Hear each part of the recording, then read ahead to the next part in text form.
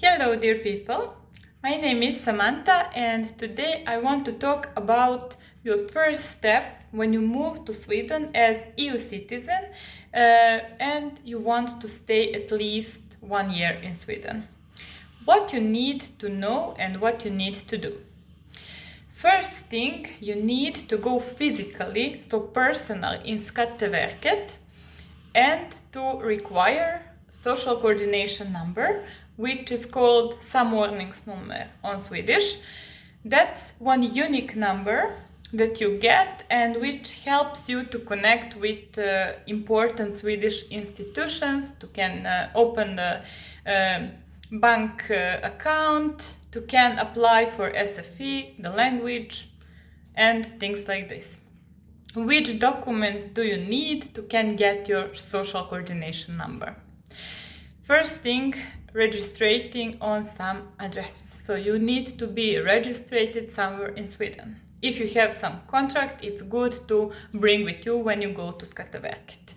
Another thing, your EU passport. And third thing, this form that you need to fill out. You can get it there on place or you can download from internet. So that's it. Those three things. And when you apply, when you give them all these documents, you need to wait around 4 to 8 weeks.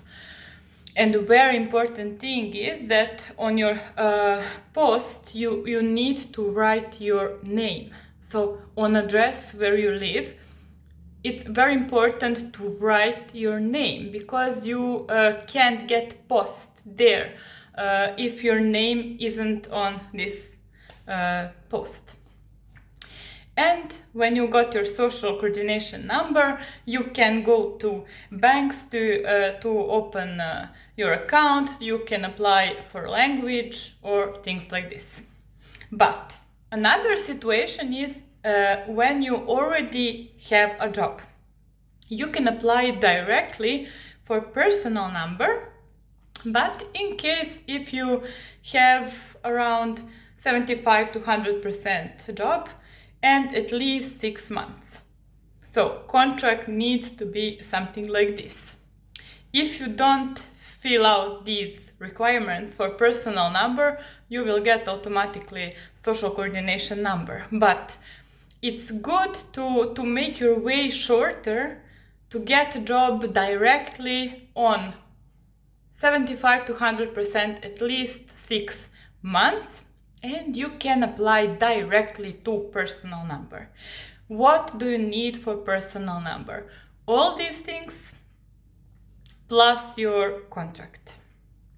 And also you need to wait few weeks. It depends from city to city and it depends how much things they have to do. So it's the first and most important steps to get your social coordination number or personal number.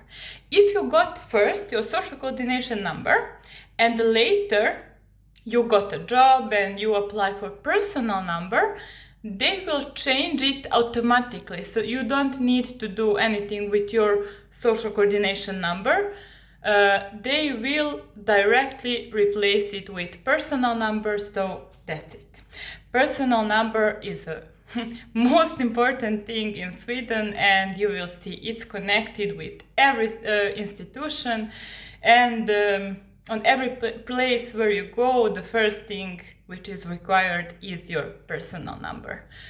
So that was samordningsnummer, personnummer, and see you in next video in few days.